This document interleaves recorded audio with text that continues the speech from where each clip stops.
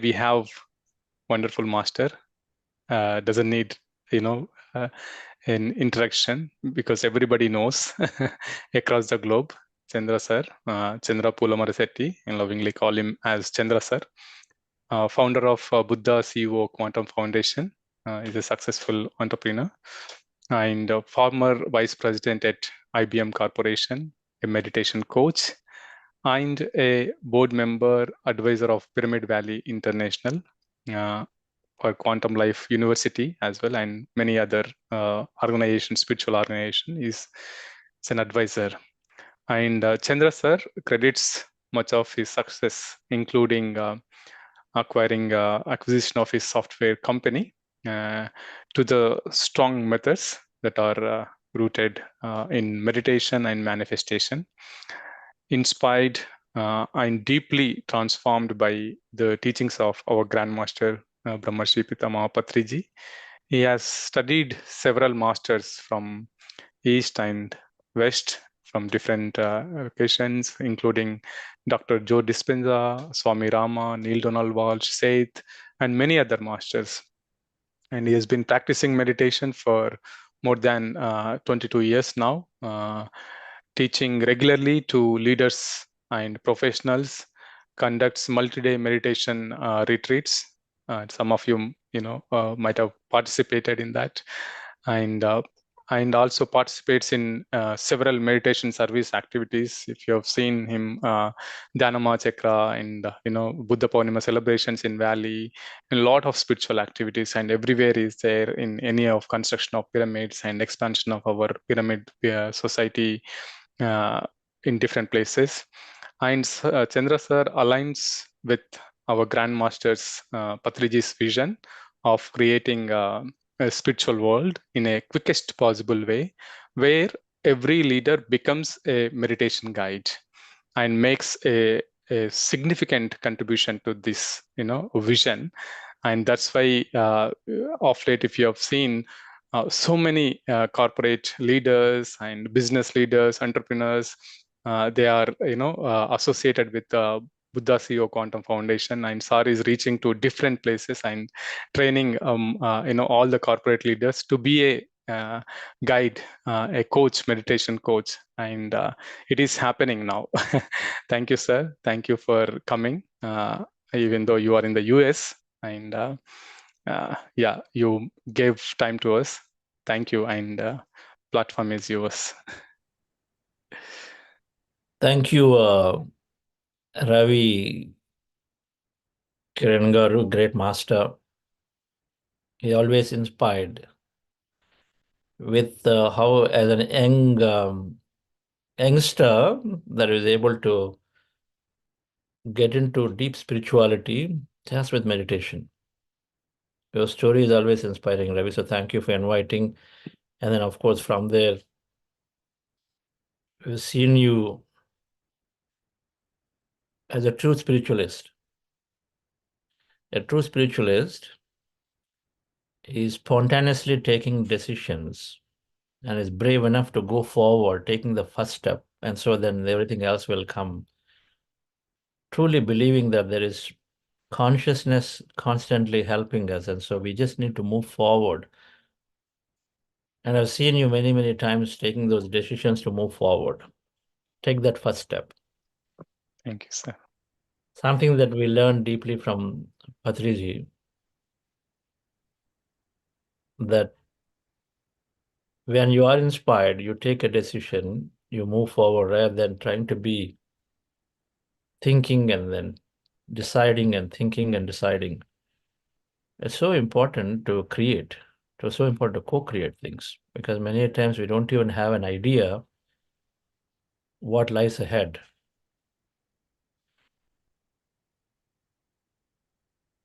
So this is great to be here, dear friends, and thank you, Ravi, for inviting. And I'm sure it's the PSSM UK collectively is doing it together. Always a pleasure. Because of the time zone differences, I couldn't connect as much as I wanted to connect with UK and Europe masters. But it's got to happen. It will happen more as we go along. But it gives me an immense pleasure to even to know that 40 days, just to have that thought that, okay, 40 days, let's understand the concept of no death. That's a lot of time for just on no death, 40 days. And but whatever that is, but then because you thought about it, so much subject comes. I'm definitely quite keen. Well, I haven't gotten a chance to even look at listen to any of the series yet, but I'm keen to. I took a look at the playlist yesterday, and I'm keen to sort of go and then listen to these things as you disseminate this information. So first of all, a lot of uh, congratulations, kudos to you and whoever has thought about a program like this. Awesome. So thank you for inviting. This subject from Buddha's Quantum Foundation perspective, or just from my mindset perspective, always try to bring some science into it. Try to rationalize a little bit around some of these aspects, so that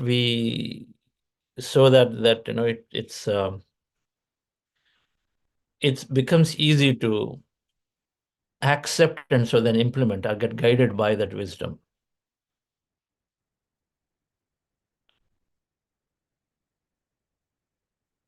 Shall we do a little bit of meditation, and then I'll share my thoughts on this topic. Sure, sir. For a brief meditation. So we 5-10 minutes. Relax yourself, dear friends. Sit comfortably with your eyes closed. Relax your body.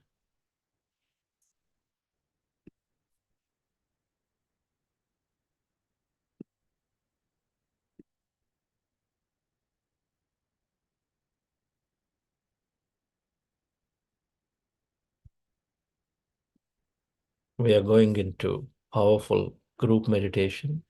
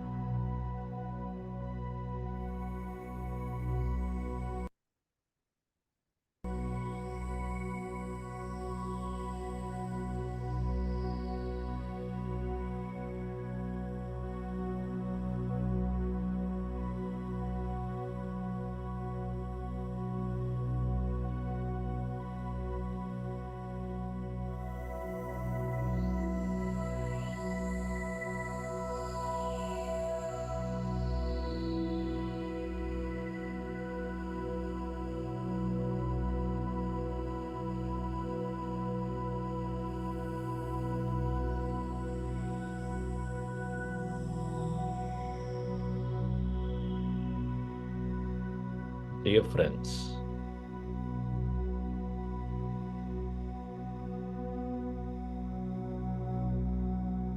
allow yourself to merge into your breath.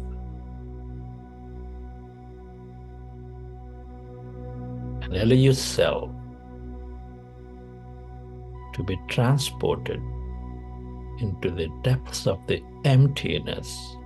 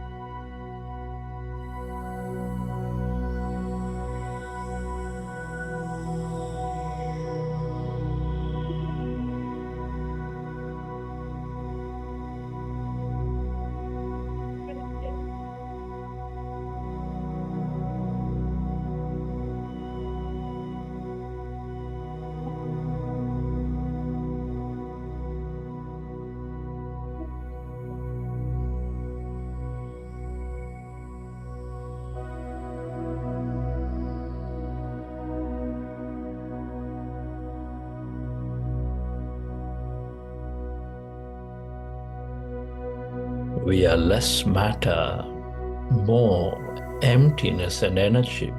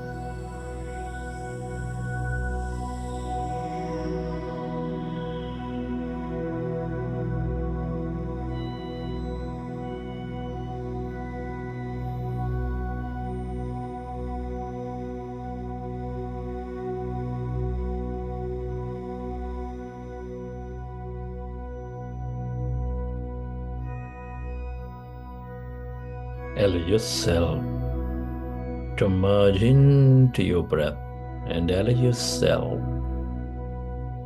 to experience that emptiness, that blackness.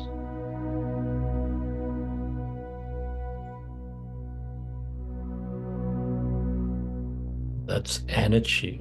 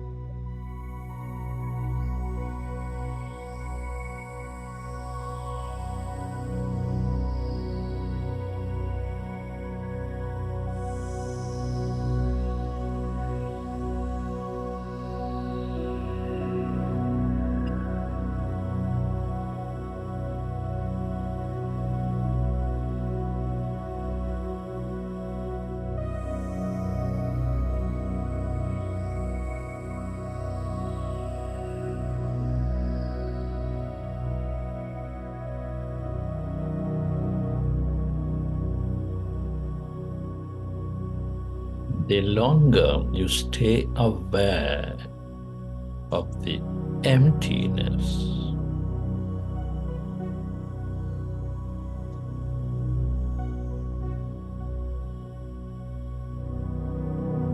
the blackness,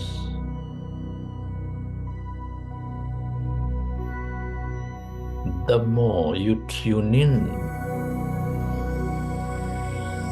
to this field of wisdom, to this field of possibilities.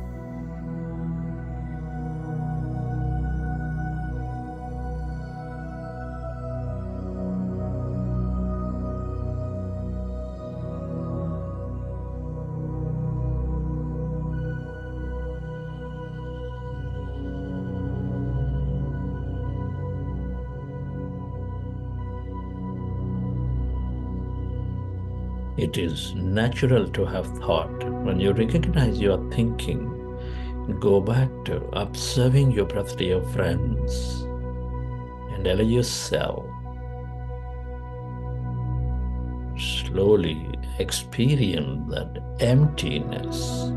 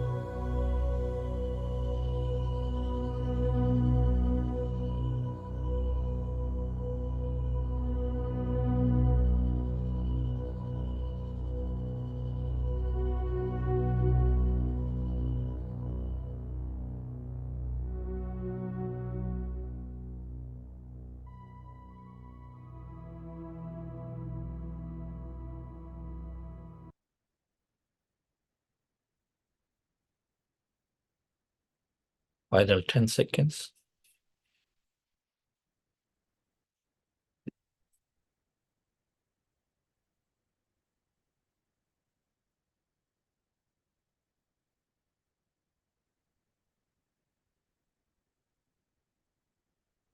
Okay, please.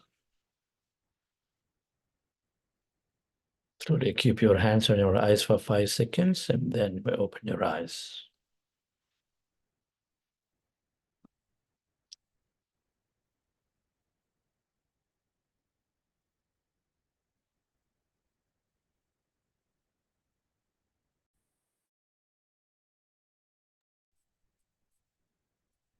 Okay.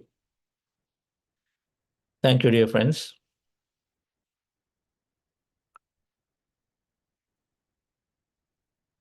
First of all, I'm very grateful to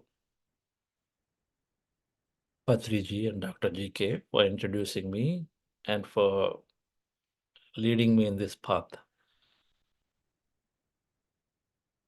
With Dr. GK, I learned meditation. And then he introduced me to Patrisa in the year 99. It's been an amazing, amazing journey through him, as he allowed such an open environment to explore everything in this field of spirituality.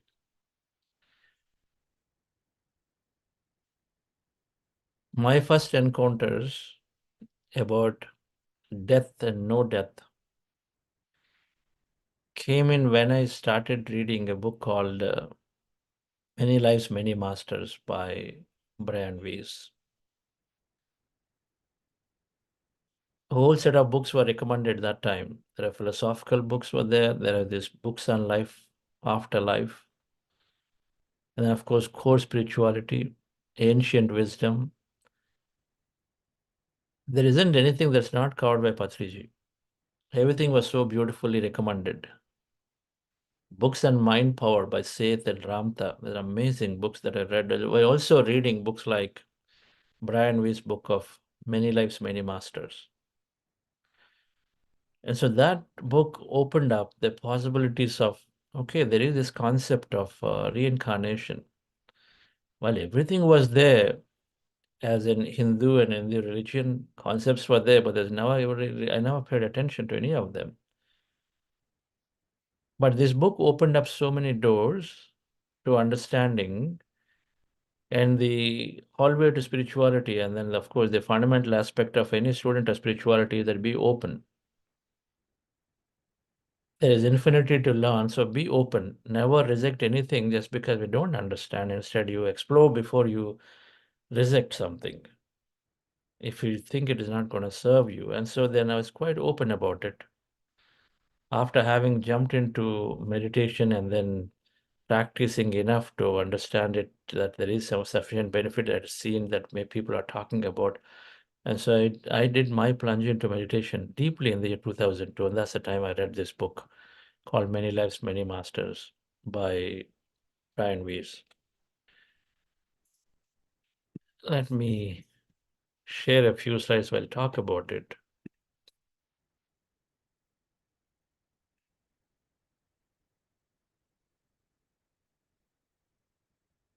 So Patriji, from that perspective, has been a phenomenal influence on me personally and everything I do. Having understood the simplicity with which he is bringing out such a powerful but very, very simple process of breath mindfulness meditation, I felt that it is my natural dharma to actually propagate it. And so then I joined him in the year 2003. Many thanks to Dr. GK's persistence, and then I pursued so that now I'm actually gotten into this path of spirituality. And so then Brian Weiss' books were very, very impactful. So apart from this book, Many Lives, Many Masters, then Same Life, Many Bodies, and a few books I read at that point. And it was mind-boggling that, okay, there is scientifically somebody can actually correct this research and then talk this way. I'm sure many of you have read this book, and if you've not read this book, this can say directly a starting point for understanding these concepts so deeply. That's the time Dr. Newton, as a leading past life regression therapist, so also then started exploring this deeply, because one dimension of spirituality is this. In fact, Patrizi so many times mentioned 80 to 90%, spirituality is 80 to 90% life here, science of living, and then the 10 to 20% is science of death and dying and science of afterlife. Science of life is 80 to 90%. We learn through Richard Bach, learn through Osho, learn through Ramtha, learn through various masters, Van Dyer and this and that. There are so many. Bhagavad Gita. Bhagavad Gita, of course, is a doctrine combining everything. But 80 to 90% is like science of life. But the 10 to 20%, we must understand the life after life. So then we are fully have answers to everything. And so we lead a great life here. And so in that understanding, so then Dr. Newton, then I started spending time attending his programs, and the past life regressions were there. And so then I attended many group regressions and then individual regressions. Once, after having read Dr. Brian Levy's books, it became very, very clear, because enough scientific evidence was collected and then represented, so we cannot dismiss it. So it is there. And it is also relating many events the way that Brian Weiss talked about it, even if it was one case. With Dr. Newton, having read his book, Science of Past Life Regression, again, amazing book, simple, but powerful, a lot of stories there, a lot of case studies there, they're talking about this. And then personally, when I was doing regression sessions in meditation, of course, our analytical mind has to be dropped so much to be able to get regressed. Because regression and any of this process require us to be so sensitive to the messages that we receive. The first impression that they call, that when you're doing a body dialogue, or when you're doing a past life, when you're doing breath work, the first impression that you're able to catch, whether it's an image, whether it's a sound, feeling, that first impression requires us to be zero analytical. And if we are, then we're able to do it. So I did some regressions, not very successful in the beginning, but then later on, I most certainly feel that they are connected to some of my past lives, as maybe as a farmer, as a sad prince for some time in one lifetime, and one lifetime completely a workaholic, or somebody who just worked for the whole life, ignoring the family, and so then made a conclusion toward the end of the life that I must go back and then give some time to the family. So there are a few impressions that happened for me on regression that I had done, but then it improved. In the beginning years, as I came into meditation, I was not that successful. But then slowly, later, it improved my connection to a regression session and being able to very clearly get connected to a past. It was not a easy true statement for me anymore. Once I read this book, once I read and then done enough work on Dr. Newton, I also read something from Hans Tannenbaum. And so it was not anymore, is it true? Instead, it was more of an, okay, let me explore to see how can I benefit from it. One of the most important aspects for me, this regression helped was that in about 4 years ago, I think now, where I regressed into a past life regression to know about purpose of life. And spiritual governance has always been very a close subject to me. Spiritual governance, introducing spirituality to the leadership, and then bringing governance based on spirituality. And so then I always was fascinated with Plato and Socrates' works. But in one of the regression sessions of purpose of life, they lead you to purpose of life regression session.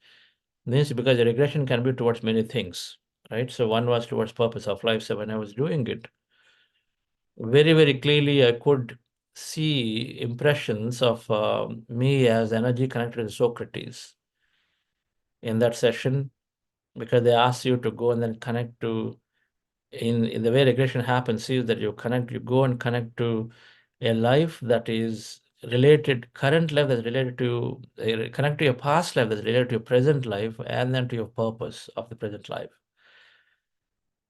And so then I was shown images distinctly of a women spiritual come social reformer, maybe some a Western woman, which I subsequently have enough evidence to show who that is subsequently. Uh, and then the conclusion there again, why do you use all of this to help navigate your current life in a great way, the most impressive way, most meaningful way?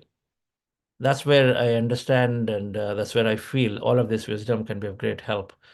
And so then that image clearly depicting and then telling me that character there in that scene that I clearly as in my past life there, that she as a master, because the regression leads you towards end of that life and say, determine what is it that you felt you missed in that lifetime before you were giving up, right? You're basically ending the life that time.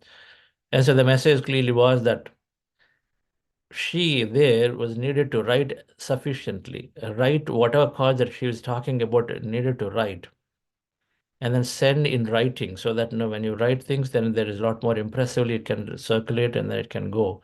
And so one of the key aspects that she needed to, but she didn't do, is writing. And the cause that she was working on and then teaching that she was doing to disseminate need to be written. So that sort of worked pretty well into my understanding that I needed to express, I needed to write, because I've always been successful in this life, in my career, quite a bit. Every time I wrote a document, I was got a lot of recognition. In my business life, every time I put something, and then as always, people said, this is great. So there is obviously there is something about writing at Pyramid Valley International, where I did a lot of service. One of the reasons why I was able to be adding significant value is our ability to write, communicate people, and then bring them together.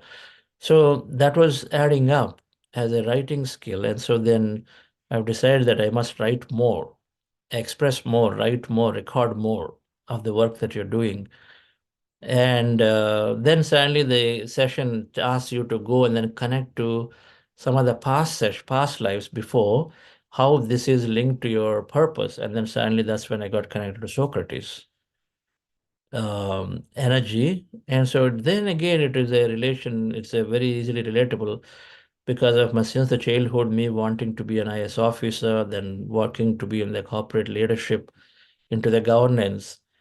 And every time Patrice talked about Socrates and Plato, so I was really, really fascinated. And so then it became obvious that, yes, spiritual governance, I should be writing more about spiritual governance and then leadership, into the leadership, how spirituality can be applied towards a massive transformation. And so I guess the point is that the past lives that are existing sort of help us when we look at it appropriately in guiding us towards our purpose. And that did happen to me in this case. So I do have a big charter of writing and expressing in record, in whether it's video, audio, in print forms, that which becomes, at some level, Buddha Siva's work that we are doing. So having said that, having experienced some of it, but still, I think, explaining the subject is always been a challenging one, because everything seems to be subjective. The experience are subjective from people.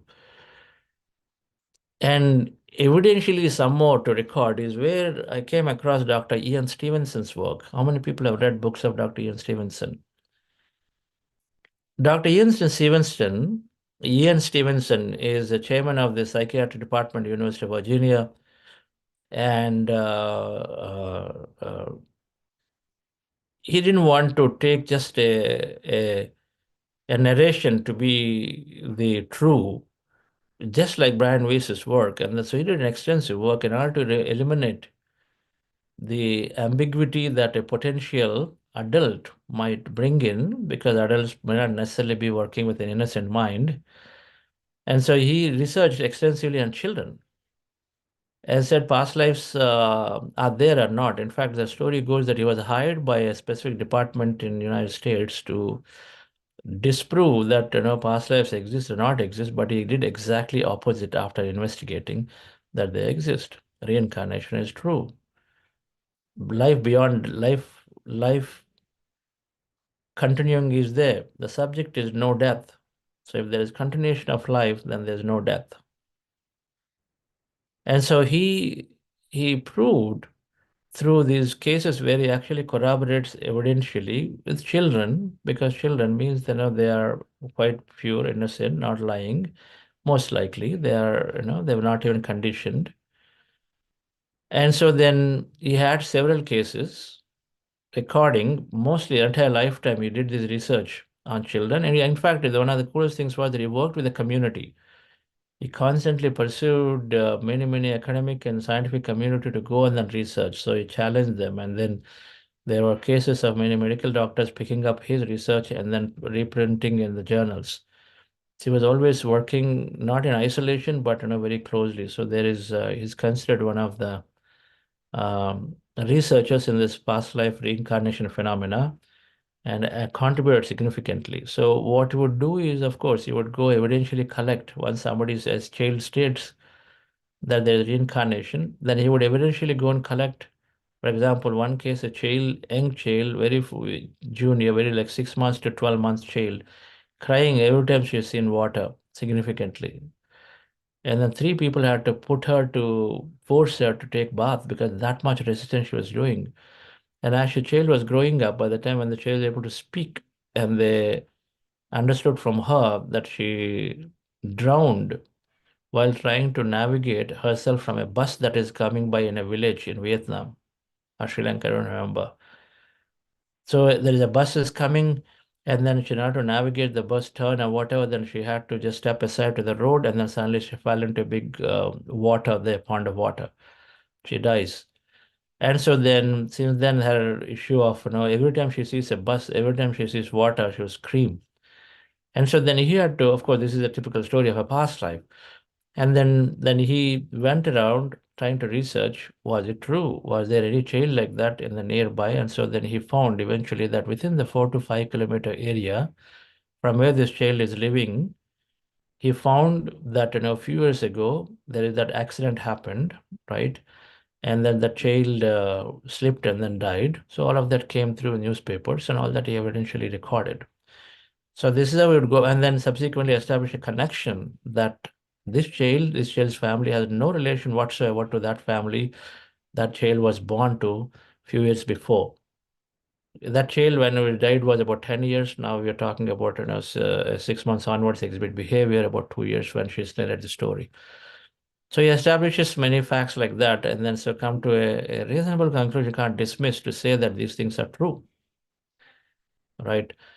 This audience here probably are no longer doubting about past lives and this, right? So I just wanted to bring a little bit of scientific element in our sessions. We try to bring in some of this so that deep analytical rational minds want to not give up just like that, and then we encourage them to explore, right? Many of this. So then the another angle, which is what I really like, and then I explore this field always through science, is quantum physics. Establishing that there is no death or life continuity is important. Then we start looking in our life events, exploring beyond this current life, right? This is really the idea. If there are answers that we don't have, or if there is help that we can take from the past, then why not? That's the whole idea. Now, if I'm working in a company, or if I have my career of 30 years of business life, and I've got so much 30 years of experience, and in that 15 years in management experience, I draw from it in making a decision next. But what if I am able to draw from 3,000 years of experience? Is that true? Then how powerful it can be is how I would think about, right? And so this is where past life research and a life beyond death exists. There's no death and there's always life.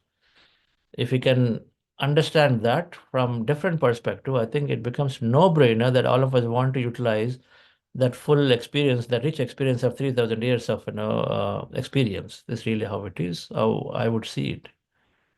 So then quantum physics beautifully explains the concept here. From quantum physics, what are we learning?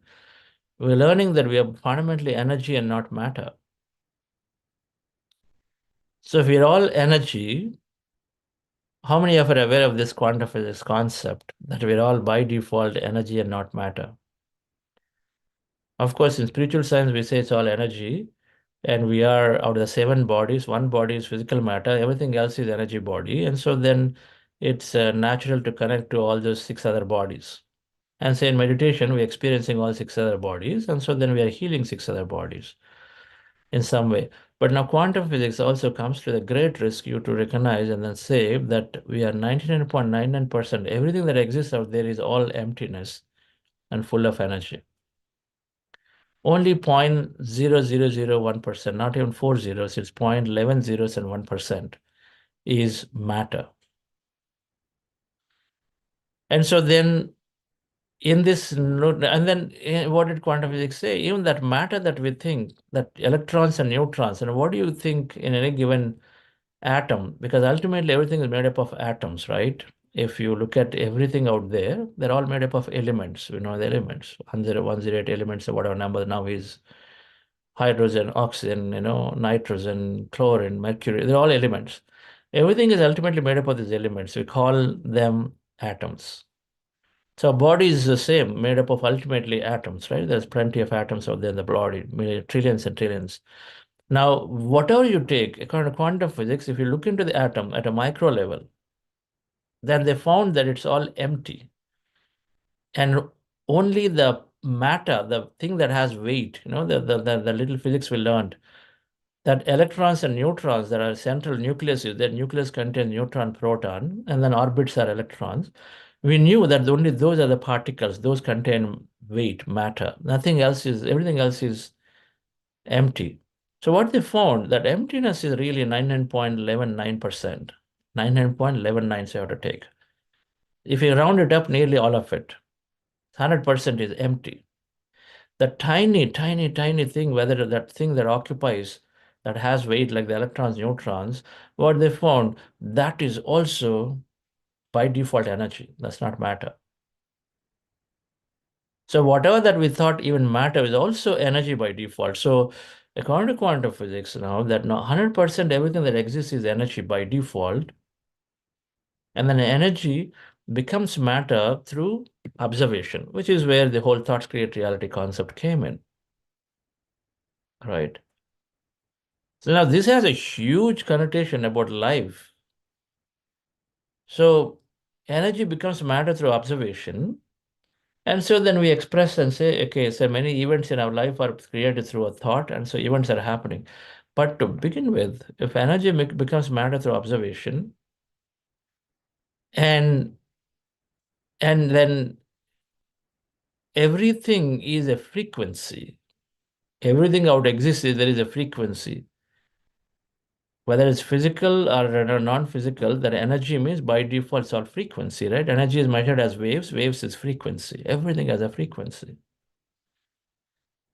Now, another fact that I came across, which is corroborates to this, and then I want you to pay close attention, is that in the entire spectrum of light that exists, which is like the field of energy, in the entire spectrum of light, we as humans can only see less than 0.1%. 0.1% is all we can see.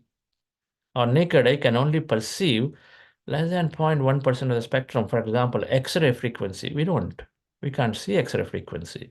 But X-ray frequency, we know that we go see deep inside the body, the bones and everything we see through X-ray frequency, but human eye cannot see X-rays. Now, see, so our human eye, the physical experience we see is only 0.1%. But 99.99% of the frequency we don't even see. Does it mean that we say it doesn't exist? Not at all. There is so much out there. There is so much of reality in the energy at different frequencies, everything exists. But human, as a physical experience, only seeing 0.1% of the spectrum, a small part of it, but all else is there. It's just that we're not tuned into it. Like a radio station frequency, we got to tune into it. If you tune in, then an entire energy spectrum, if energy to matter, energy becomes matter through observation. And so then if you tune in, then you can see the entire spectrum of 100%, which is called the quantum field or all existence. And so the matter, as we are observing with attention, is there. When you don't attend, then experience disappears in our life.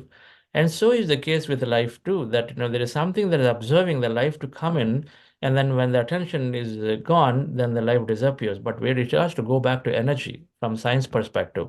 Matter and energy are the only two things. So matter is not that's got to become energy. So it's got to go back. So it becomes with enough reasoning, we can conclude that when matter is not there, when the body is not there, it goes back as energy. It's got to sit there somewhere. In the field of energy, you can think of as every body becoming light bulb. There are so many light bulbs are still energy. Bulbs are glowing. All light bulbs are there, concentrated light at different places. But then in a hall, if you see, a full of 1,000 lights are there. A hall is lit up with light. That's like the energy field. And then the bulbs are there, they're all lit up. But the bulbs we can see, which are dense form of energy sitting together.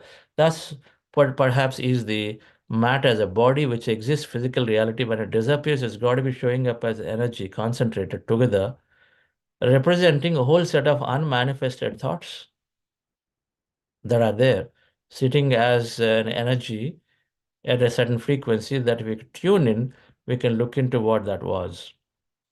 And of course, meditation greatly helps us to tune into the 100% frequency. That's what we're doing. If we understand in meditation, when we are removing our attention off the matter, we're withdrawing our senses, so we disconnect from physical reality, so space is lost. We remove the thought in mind, so that means time is lost because every thought is in time. It's either about past, about future, present. So time is lost when you remove thought in meditation. And then you withdraw senses, space is lost. That means your external environment connection is lost. You forget about the experience. So that means you withdraw matter. Matter is different as time and space. You remove it. Then suddenly what we see is this whole frequency world, the whole existence out there, which is a place of all energy beings are in different frequencies. Each frequency is a different energy beings, whether you call it soul and then super soul and then master, angel. Everything exists in this high infinite frequency field. So some way to understand, and then the more I think about this quantum field of energy to matter, the more we understand that whatever that thoughts are manifesting into the physical reality, but any unmanifest thought that we release into intentions, but if they don't come true, and they got to become true some point. And so that some point in time is a future lifetime where it comes back as another set of experiences. If there is intelligence here, choosing, if some of us are choosing experiences, for example, I want to do world travel. I like to go to energy spots. So there are 30 energy spots are there. But this year I say I'm going to do 10. Next year I'll say 5. Next year I'll say 5. So we're choosing what to experience current year. So is the case must be then there in the field of energy. We are deciding and choosing of the 30 things what I want to experience. That becomes our life experience that will come with a plan. Just the way we are planning for the current year. Here, what travel to do out of 30 energy spots, I'm going to do 5. And so is the case, then energy field. If we are intelligent here, there's infinite intelligence, so much intelligence got to be there. So we are intelligent there in the energy side, deciding what to experience for the next life. All right. So this is where the concept of the soul design, soul plan comes into picture.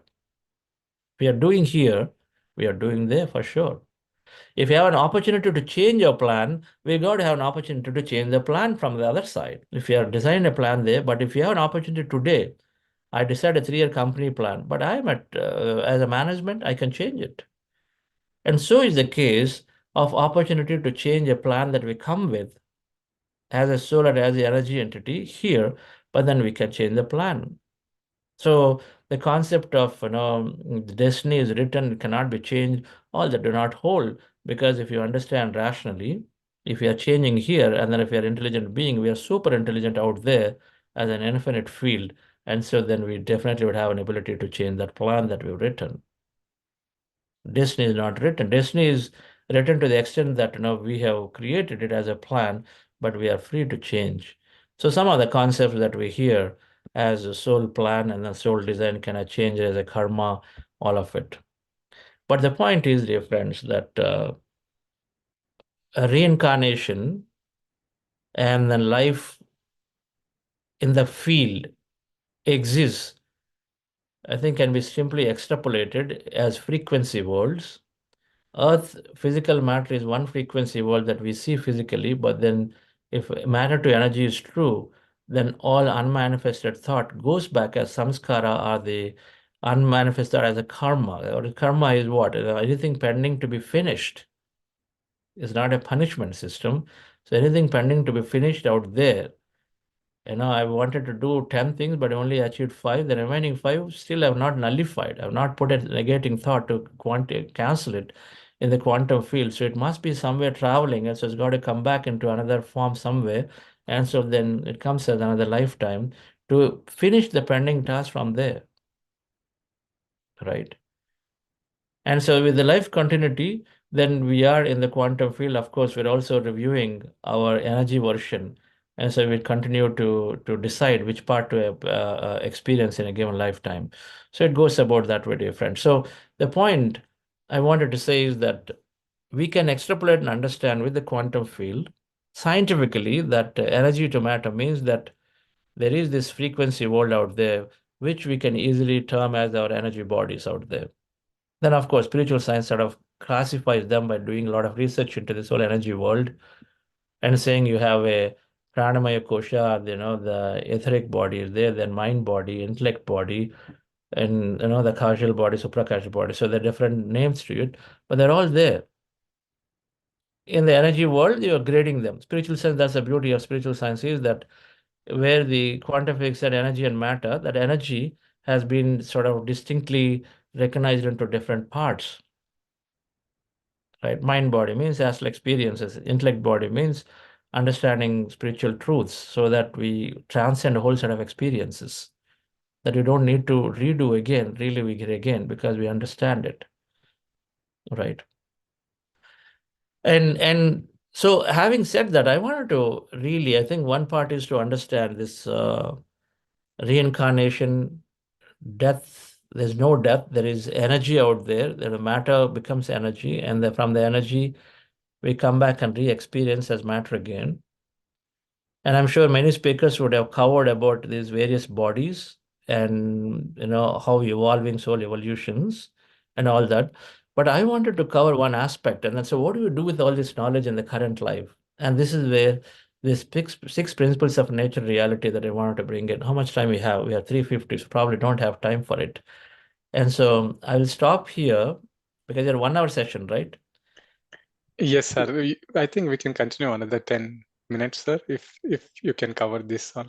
I'll cover the principles. I guess some of you probably have heard it enough ways, but this is by far where I feel it's most important to connect back all of this knowledge into living a great life today. And I say great life, a life which is full of meaning and purpose. Dr. GK is always big on talking about, and if you align to purpose, then of course your health comes, which is natural. Because we're not trying to gain health for health. We're trying to gain health for something, trying to gain success for something, or knowledge for something. It's all about living and co-create a life, a meaningful life in a way you contribute to expansion of the consciousness. That's why you're here. And so then the six principles, which are beautifully, Patriji called it in Telugu, Adhyatmika Siddhantalu, six spiritual science theories, right, or sutras. And they greatly help in understanding so that you can gain answers, right? This really how, so the six principle theory of consciousness, principle of consciousness, principle of reincarnation, principle of cause and effect, principle of constant progression, principle of meditation or yoga, and principle of infinity has been spoken out by any speaker before, Ravi? Sir, no. Yeah. All right. So these sort of tie in, I call it nature of person reality means how does life evolve? Where is it starting and where is it ending? A lot of times the question comes in spiritual path, what's the purpose and what are we doing here? Okay. And so understanding that how is the life starting and then ending, I think when you understand this, then it gives a meaning and a broader understanding, okay, what I should go, where am I in this whole personal reality creation, and then where am I going to, right? So, so the first thing in this is I'm going to, of course, do a compressed version of it today, and then we'll do I talk about this at about 80 minutes in two lectures part, but let's do a compressed version for today, and then send pointers about record lectures of this. What's very important, I feel. The principle of consciousness is saying everything originates from nothingness. We just talked about this energy field. From the energy field, emptiness is there, but suddenly you think of it having a vacation, it shows up, right? A company was not there before. Somebody thought about forming a company. It's an empty entity, but then suddenly a company formed. Then again, you think more about it, people come in, an association. So entity gets formed. So nothing comes into something, right? So same way, everything originates from emptiness or consciousness. This whole energy field is there. From there comes matter and then goes back into energy, comes back as matter, goes into energy. This is happening all the time. Einstein said some invisible force converts energy to matter. I don't know what that is, but we know there is some invisible force converting energy to matter. Okay. And so we do know that a stone becoming a nice statue or a period of time, and a statue transforms into potentially as bricks into a house, and then that transforms into something else. So nothingness comes into from nothing comes something, and that something transforms into something else, something else, something else like that. Life is originating always, right? So first principle is so your body is becoming energy, a soul, and then comes back into the body, and nothing to everything is happening all the time, right? The second principle to understand is from there then comes the reincarnation. You're recognizing that there is this concept of if nothing to something is coming, so that means a body from energy we are bringing into coming into the body, physical body is appearing, and so we are experiencing all sort of experiences, and then we go back and then to energy or what we call the soul, then we re-experience again, right? It's called reincarnation. Why is it so? If it's all a single spectrum of life experience, single spectrum experience in the quantum field of infinite possibilities, and so then consciousness is exploring itself through various ways to experience its life. For example, let's take ourselves. If I'm a CEO of a company, then I've got a lot of interest to experience, right? Ultimately, I'm doing experiencing, emotionally paying off a part of me. So what am I doing? I'm doing something. I'm hiring a few people and then letting them experience so that my experience is more and more wider. So it's like that, no? The more bigger experience I want, the more dream about. I have more people, and then I have more things we do as a company, and then experience more things, isn't it?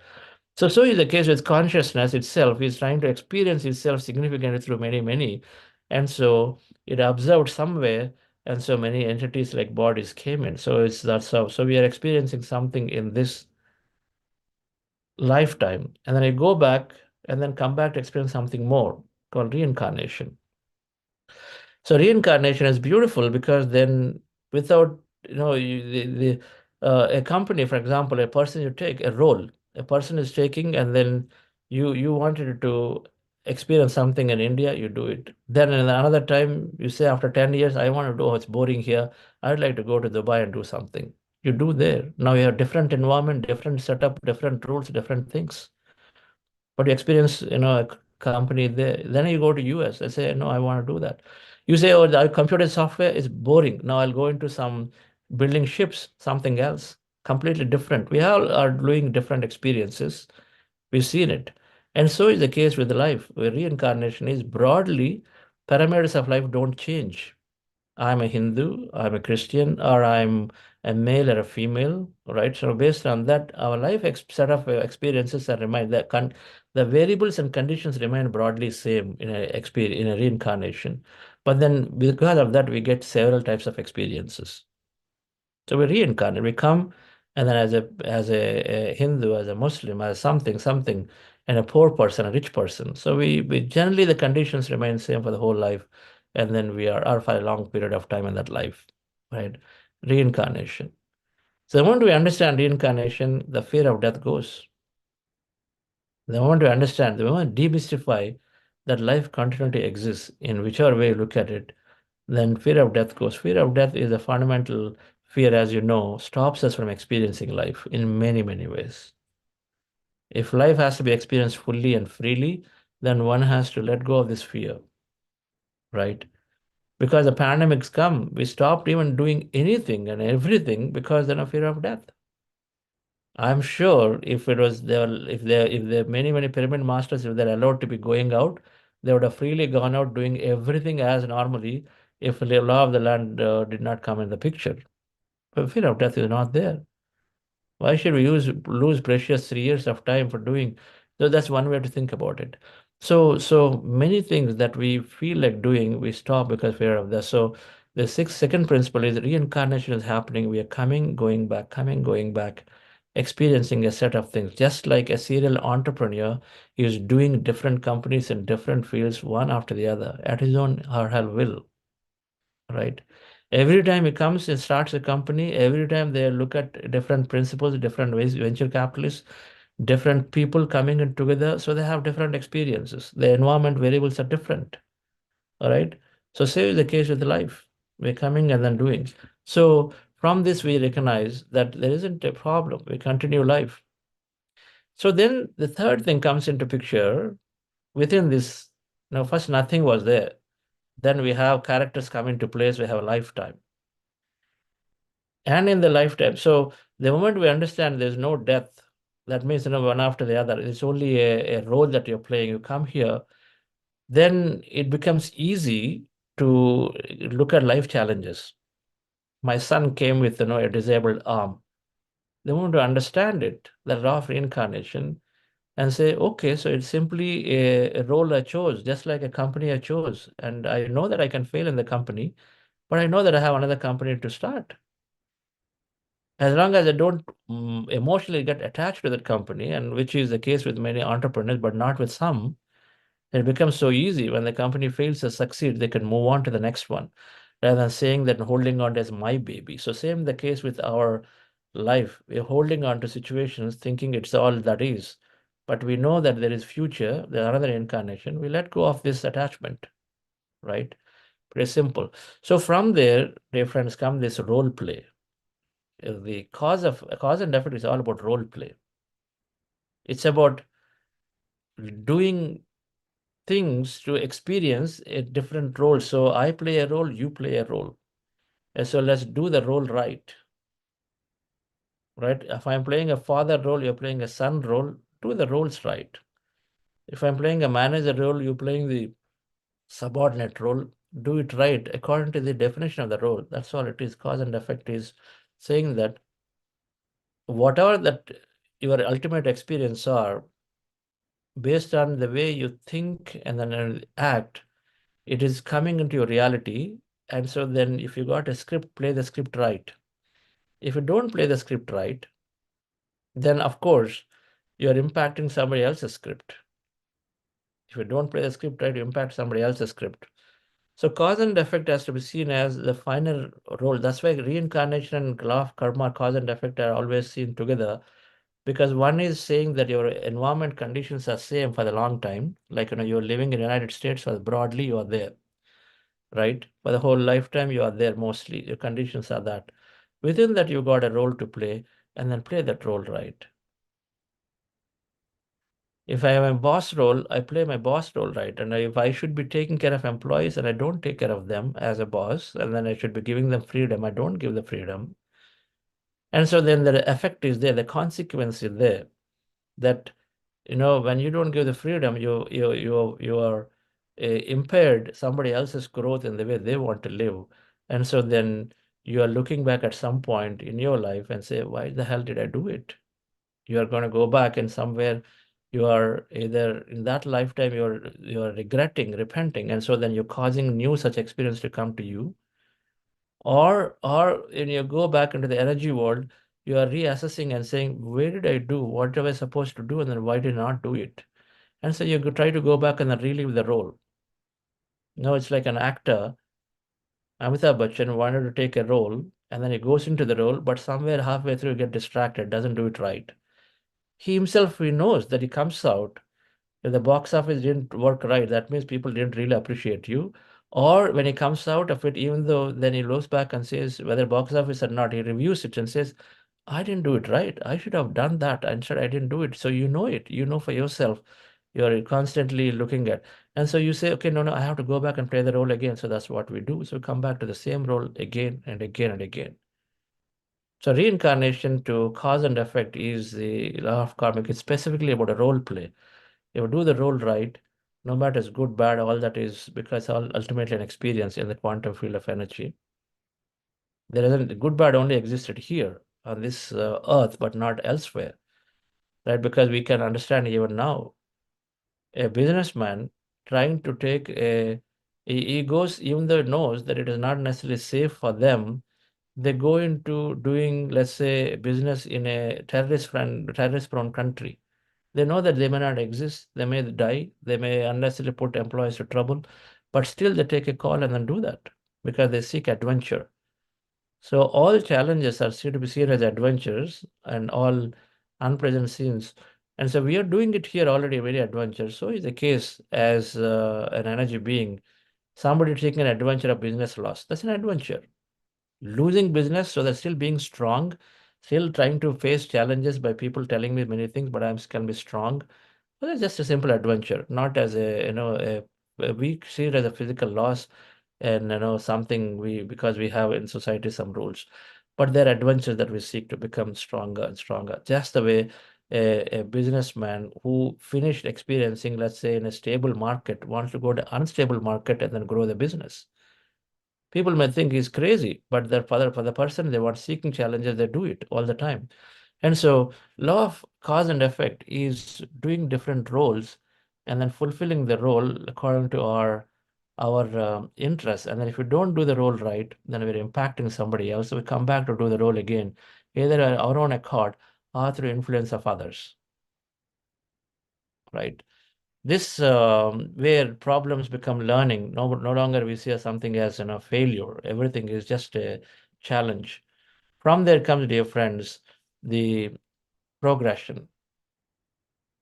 You recognize that everything is constantly progressing. Everything in the entire energy world, everything is an experience. So you know that If you traveled to Himalayas 5 times, every time you're getting better. Now you may try to scale that Badrinath peak, but then you're not able to do each time. But then you know that each time you're getting better, but they're not failing. The person who's trying to go to Badrinath to scale certain track is not failing each time, because each time you go and then you know that you're going a little more further or learn something. And so law of constant progression by default, we all know, just simply based on experience, is saying that everything is progress. In a given time frame, it may appear like failure within the society conditions. But when you have sufficient large time, it is a progress, it is success. For example, I'll give you an example. My company, I ran it for 13 years. At the end of 13 years, we got acquired by IBM.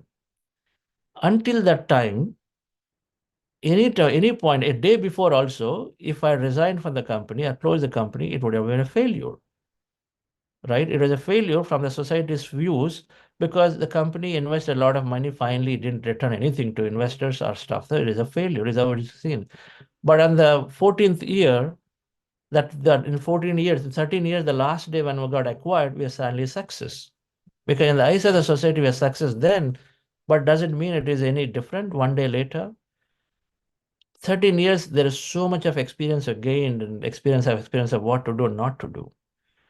Right. So I know to my conscience, there's so much it taught me, but in a point in time, the success may be defined only as a point in time.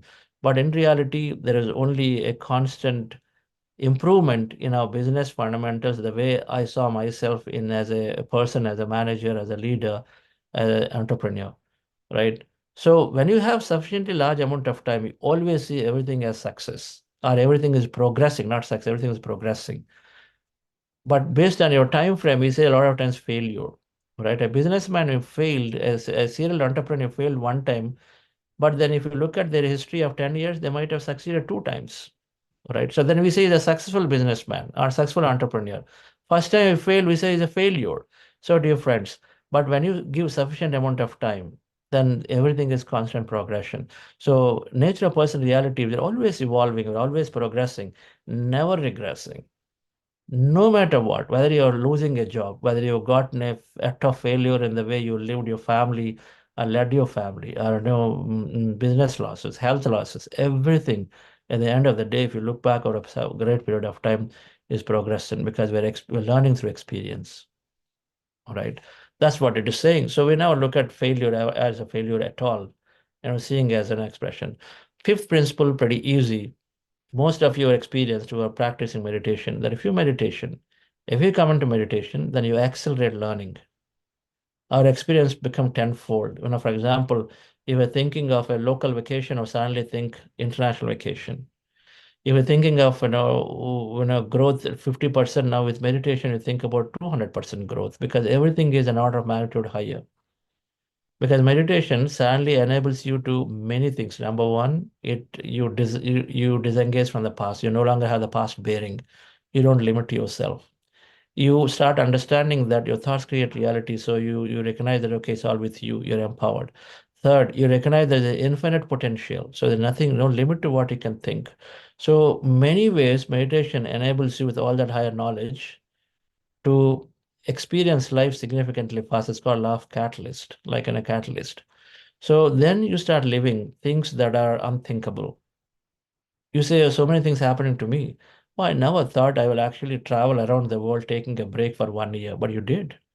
It's a miracle for you, because you always thought you'll be ever thinking tied to this job, but you do it. That's a miracle. That's uncommon that you're experiencing. So, so the meditation at some ultimately in somebody's life, meditation will come. The moment meditation comes, their life is on a fast track. They're experiencing event after event after event. People saying, "Oh, in my whole life, now in the last 2 years, I did so many things I've never done in my entire lifetime." That's meditation is doing it. It's law of yoga principle. It's going to come to somebody's life at some point, and so then life changes, transforms quickly.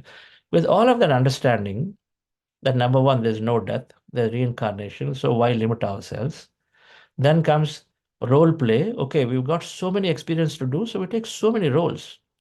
A good actor will always want to take different roles. They don't get monotype and stereotype into one type. A good actor is always going about doing different roles, not worrying about any of the past. People who are emotionally attached will say, oh, no, stereotype. I have to be hero because I've got a hero image. They got attached to it.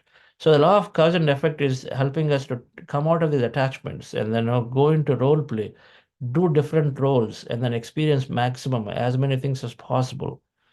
Right? Do it right so that you're helping others to also do their roles well, because you are impacting everybody always through your action.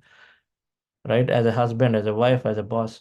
If you don't do, then you are going back and replaying it because you don't like it, or people have also influenced you enough, then you're going to go back and do it. So with that role play, you are essentially experiencing life differently. So the moment you understand it, you don't get stuck with you don't stick to one specific job, one specific role, one specific thing. You will say, okay, I want to experience like NTR, everything. So we go into different roles, different things. When newness comes into life, with law of cause and effect. Constant progression is telling you there's only progress. So don't ever think of failure. Oh, if this didn't work, okay, fine. I'm going to do the next one again. Try it. You never hesitate to do a next thing. Constant progression. Meditation added, now you are absolutely aware. So you catalyze, you're doing many things because you're just bringing your awareness so high. So then with all of that understanding, dear friends, you truly embrace the infinity principle.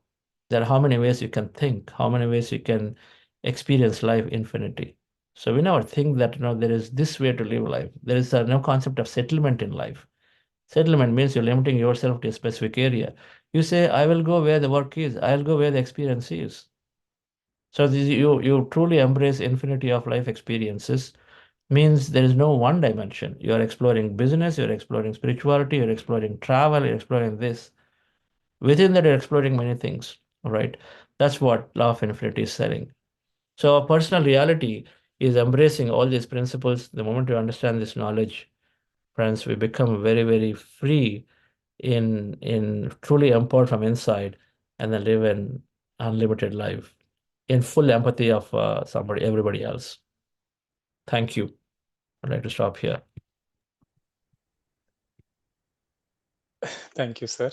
Thank you. Such a wonderful, subject. No matter how many times we hear about this concept, it is always captivating to learn about the facts of energy in terms of the quantum physics that you always explain scientifically. The grandest truth about the existence of soul was so well explained that even so-called modern minds and the most logical minds can understand very, very easily.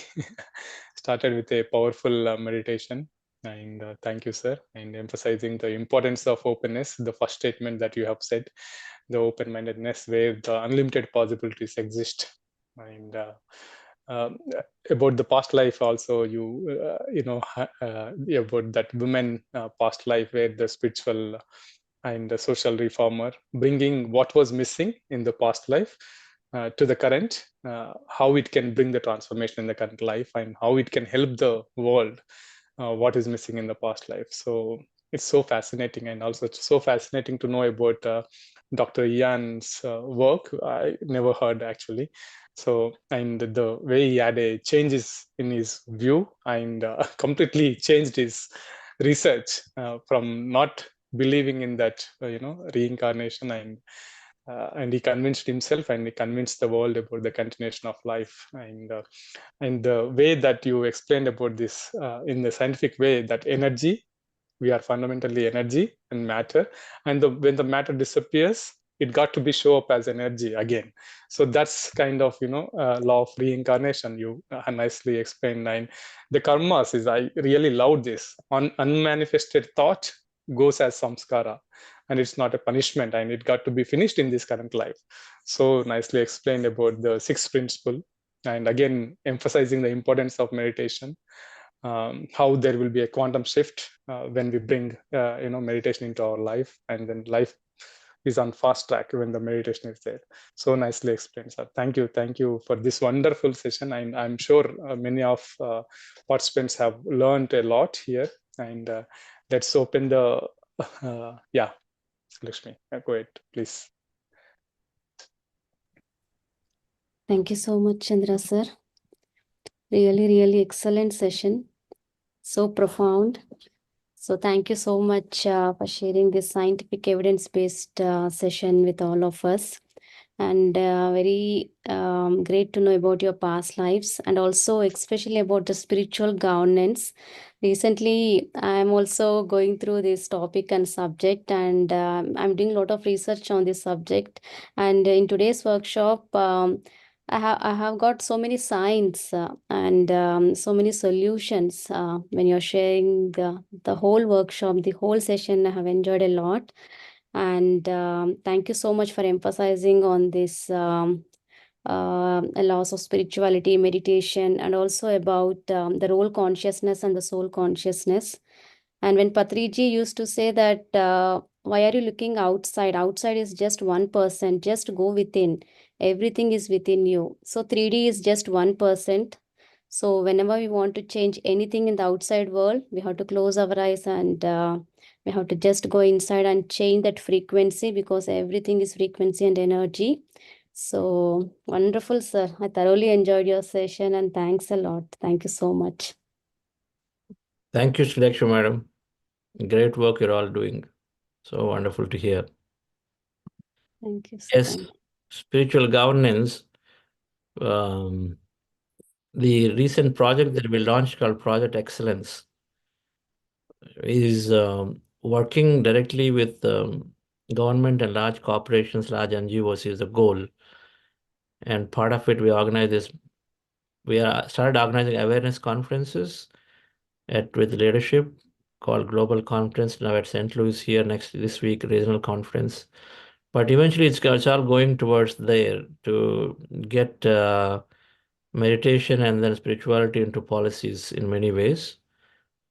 And so let's team up. There are Sure, more sir. documentation, more things will come. We made some 4 beautiful case study videos called Excellence. The theme is excellence through meditation. So there is health excellence, there is organizational excellence, there is education excellence through meditation, and then holistic excellence through meditation. So the 4 videos, sort of documentary style videos with a narrative, they cover how meditation helps gain the excellence in that area. What is the scientific research? We quote the research evidence. And then practically how some people are showing that organizational and education excellence through meditation. And to conclude with something. So these videos are there as things that for us to utilize in many, many forums. And they'll be available in this a site called gcml@buddhasiva.org, but we can share. But we are bringing much literature around this so that policymakers, senior leadership should not discount it off as another thing, but there is enough evidence, enough things that are there. And we'll also assist them with policies where the governance will come into picture. Okay. So Thank look you. forward to working with you. Definitely.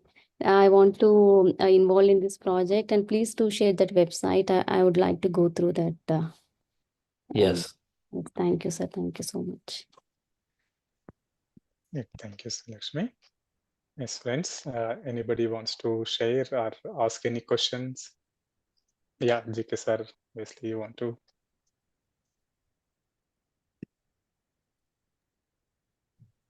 Yeah, thank you, Ravi. Thank you, Chandrasekhar, for today's session and coming to UK, especially after a long time. We are seeing you on UK platform, and these sessions are going really fantastic. Every day, every master across the globe, they are pouring their wisdom to UK, Europe. And today, listening to your past lives, even though I know a little about it, but today I understood it in a different perspective. Here and then I felt the funniest part every time you are trying to compare the whole life with a software company. That is the one really so many examples you used from your lifetime. Of course, everybody will have their own perspective, very happy and easily. So I refer to some of the software people so that they can understand much better in your own language.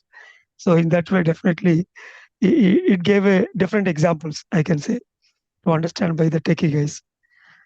And finally, the solution part for this smooth transition, the theories, again, which we used to learn from Patrizi, really, in a nutshell, you gave a clear-cut idea. So if one can understand those 6 principles, that is enough.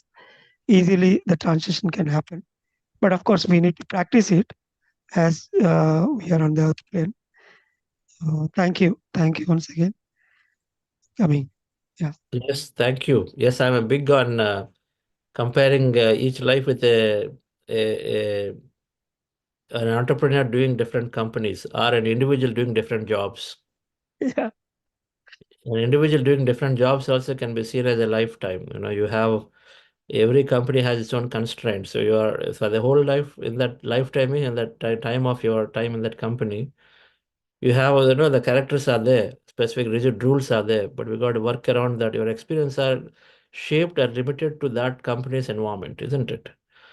So this is how I tend to see. But then you decide, and between companies, people do make time. They take time to decide. It's called, from life between lives. We are there. We are deciding. We're going to mentors. We're talking to senior people, trying to come up with this next company that I should do. Someone is telling you how many times you want to do the same IT. Go and do something else. So now suddenly decide and say, okay, somewhere else I'll go. Right? It's pretty similar. It's not too far. What do you say, madam? So you're laughing, Monica ji. I thought that's how it is. So anyway, please go ahead. Yeah. Thank you, Dr. GK. So I'm Someone talking has to the to people. give unmute option for her. She's struggling to open up. Thank you, Chandra sir. No, sir, actually, I'm reading recently about all these things. When you are explaining, it makes sense to me that, when we are not aware of the things, we take them different level. But now I have the little bit understanding, and you explained it very nicely. That's why I was laughing on myself that how stupid I was that there are the last concept which you mentioned about the old self and the new self. That was in my brain when you were talking, and it clicked in my mind that about myself that before attending this session, what I was thinking about this today's session. So it is nothing about the way you were explaining. It's my own opinion that sometime we have just a tiny bit of experience regarding these things, because I experienced my past life and I decode so many things, and I have now so many different things I'm doing at the moment in my life, which I never ever expect from myself that I'm able to do it. And you decoded everything so beautiful, and I'm so blessed to attend this session. Thank you so much, sir, for your wisdom. And please, sir, do more session on this because I'm very curious about now this to go in more depth. Thank you so much. Thank you, madam. Wonderful. That's great. Yeah, I see there are a lot of requests that we should have more sessions from Chandra sir. Yeah. Are there any other question? Yeah, please go on, Vindhya. Hello, Chandra sir. Nice seeing you again. And you started with purpose of life, but you went into these 6 principles. You explained so beautifully. Just like GK sir was saying, I too was recognizing how you were putting it. If these past few days I've been listening to other masters talk about no death, and it was so in depth about what soul is and impermanence versus permanence and that. But if somebody just listens to your talk, they would have not realized you're talking about soul death, because you're not seeing it as death. You're just seeing it as, a plan we make and we come, we do, and everything is there. And there's no failure, like you mentioned. Everything is growth. If you take out the perspective of time, everything is out there for us to come and experiment. So very beautifully put in very scientific and logical terms.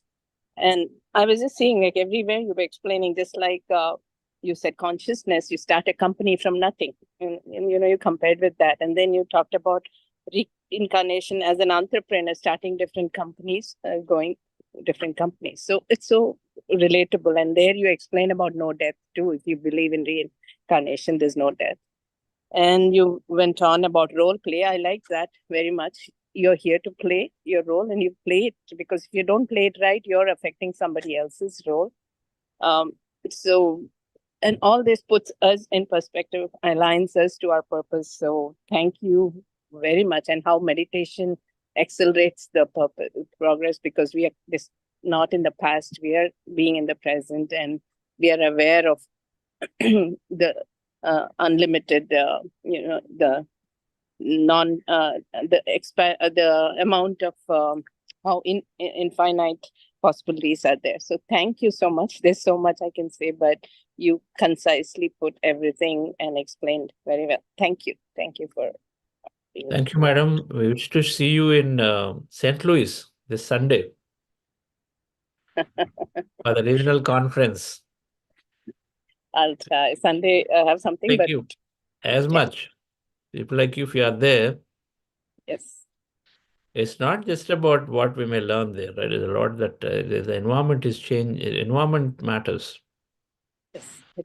We can never guess. That's why I always tell in the energy work, we can never predict what we may learn or what may get out of it or what may come out of any work that we do. And the field of energy is invisible, right? So in the field of energy is invisible. So somebody asked, what is the topic? I have to reluctantly give a topic because it's never, I don't even know what may come at that point, number one. And when we go there, it's never about the topic only. It's, and then we don't even know what part of our brain is changing, what part of subconscious is changing. And when it's going to bring about a change later, is it because the topic, is it because the environment, the people, they say the way some small event can change the way we can lead our life subsequently. So many things happen in these events when we come in. Patriji was trying to always depict this in some way by never even giving a topic. That's a session, and then the topic comes out of the session. But we are long away from being that master. Mhm. So please do be there. This one day conference will be amazing. Wish that you are there. We'll try. Thank you. Thank you, There are sir. some I'm folks glad to coming meet from you Dallas. here. I know some are coming from Dallas. Yes. Yeah, Dallas. Divya, do you want to talk? You raised your hand. Oh, Divya is there. Yeah. Hello, Chandra sir. Hello, everybody. Sir, Yes. I got so connected with your experience, sir, past life experience. I did went through some of the past life 2-3 times with your Dr. Newton. So I clearly understood, sir. I came here to finish the unfinished work. So I don't want to waste the time. I don't want to waste the opportunity that comes through this. So it really inspired me and connecting back to me, saying that, yes, you do what you have to do. Something like that, sir. Awesome. Thank you. Thank you, Divya. It's great. Divya. Yeah. Thank you, sir. Thank you. Sharada. Yeah. So, namaste, sir. Thank you so much for we never expected a death concept related to the scientific approach.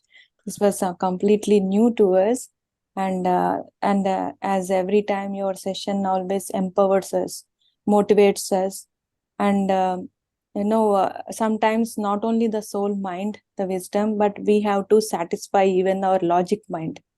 We have to convince our own logic mind to accept this.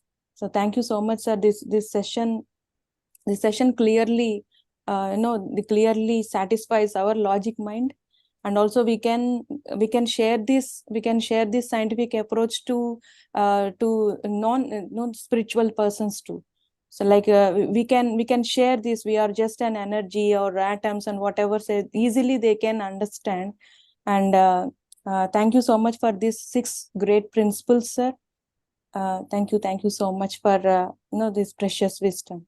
Thank you. Thank you, madam. Where are you from, Sharadaji? Here in UK, sir. UK. Okay. Awesome. So, sir, when I requested you for this session, it was Sharadaji. She intuitively felt that Patriji, she got the message from Patriji that we should do this 40 days session on no death, enlightenment on no death. So that's how this whole program was, came into the picture. And then she felt that, we should invite Chandra sir. Then she reached out to me, and then I reached out to you. So that was the thing. Yeah. Okay. Yeah. So, Thank you for the invite, madam. Thanks to you and thanks to Patri sir. Awesome. That's great. Okay. thank you, sir. Thank you then. Thank you, Ravi. Thank you, Yeah. sir. Yeah. So as some few participants were asking about the website where you were sharing about that information. Is there something we can share it here, sir, now or later? Yeah. So it's called gcml.buddhasiva.org. I'm just typing it here.